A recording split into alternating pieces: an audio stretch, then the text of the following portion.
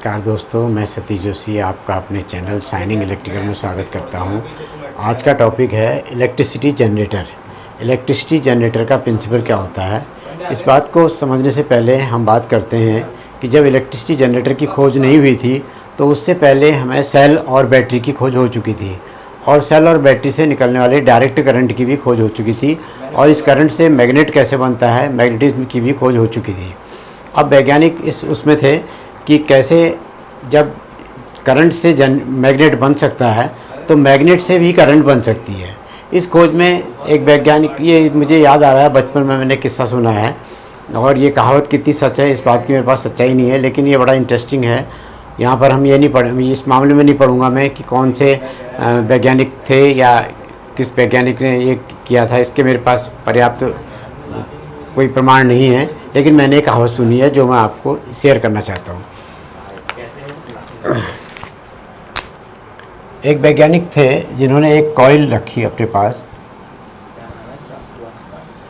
ये कॉइल लेके और इस कॉइल में उन्होंने एक गैल्वेनोमीटर लगा दिया, करंट नापने वाला मीटर। ये करंट नापने वाला मीटर है, और इस मीटर की सीरीज करके इन्होंने एक कॉइल अपनी कॉइल पे साथ प्रयोग किया, और एक मैग्नेट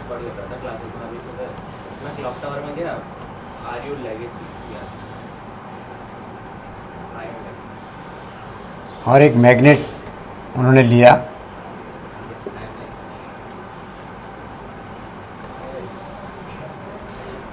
ये मैग्नेट का एन पोल है और ये एस पोल है।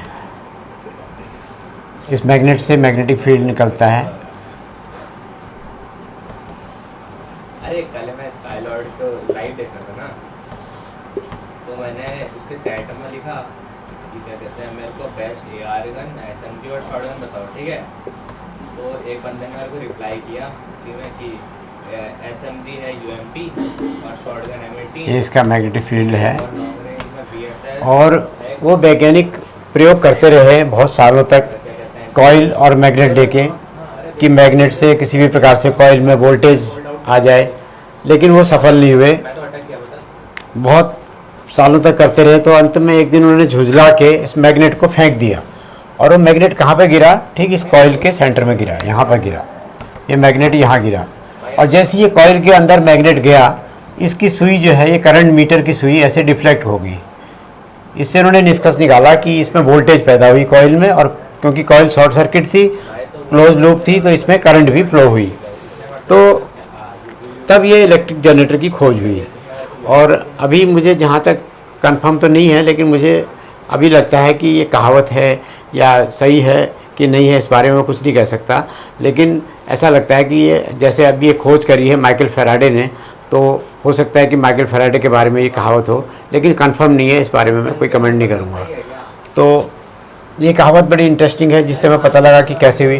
फिर उन्हीं वैज्ञानिक ने क्या किया कि जैसे मैग्नेट को फेंकने से करंट फ्लो हुई थी, उन्होंने सोचा कि मैग्नेट के आने के बजाय अगर कॉइल को मैं इधर ले जाऊं तो कॉइल को यहाँ पर ले आए। कॉइल को यहाँ पर ले आए तो तब भी इसमें कॉइल में करंट फ्लो हुई।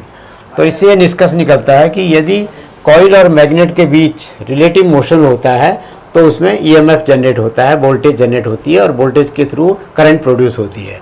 तो ये जो वोल्टेज ईएमएफ जनरेट होता है ई,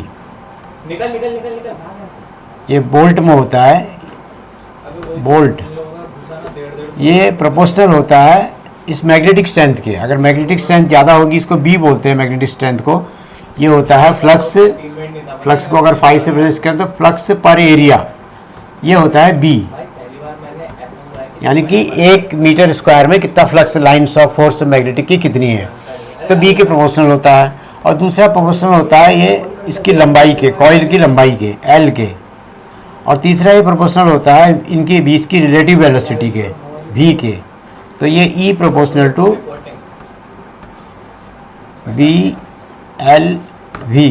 अगर ये मैग्नेट की स्ट्रेंथ ज़्यादा होती है तो ईएमएफ वोल्टेज ज़्यादा जनरेट होती है, और अगर ये लंबाई ज़्यादा होती है कॉइल की लंबाई ज़्यादा है, ज़्यादा टर्न है, तो भी वोल्टेज ज़्यादा जनरेट होती है। और इनके बीच में रिलेटिव मोशन ज़्यादा, अगर तेज़ी से मैग्नेट को लाएं या कॉइल को ले जाएं मैग्नेट की ओर, या मैग्नेट को लाएं कॉइल की ओर, तब भी ये वेलोसिटी ज़्यादा हो, तब भी ये ईएमएफ ज़्यादा प्रोड्यूस होता है।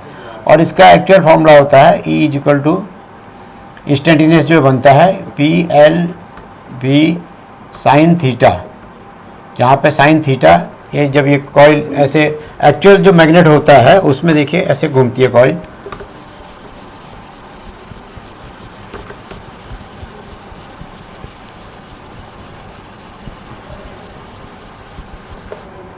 जो छोटे जनरेटर होते हैं उनमें क्या होता है, मोस्टली उनमें मैग्नेट स्थिर रहता है। जैसे 2 मैग्नेट हो गए, इनके बीच में कॉइल होती है, ये कॉइल घूमती है छोटे जनरेटर में, और इनके बीच में रिलेटिव मोशन होता है।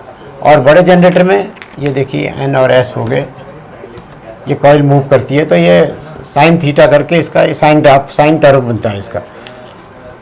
इसके बारे में हम बाद में अलग से वीडियो बनाएंगे।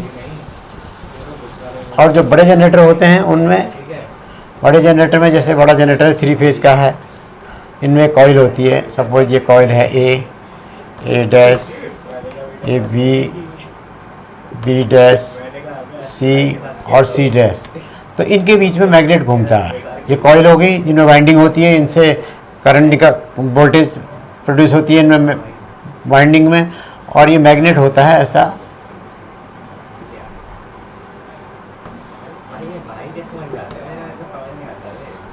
ये मैग्नेट, ये एन और एस पोल, ये मैग्नेट मूव करता है, मैग्नेट रोटेट करता है, तो इस प्रकार से ये EMF जनरेट होता है।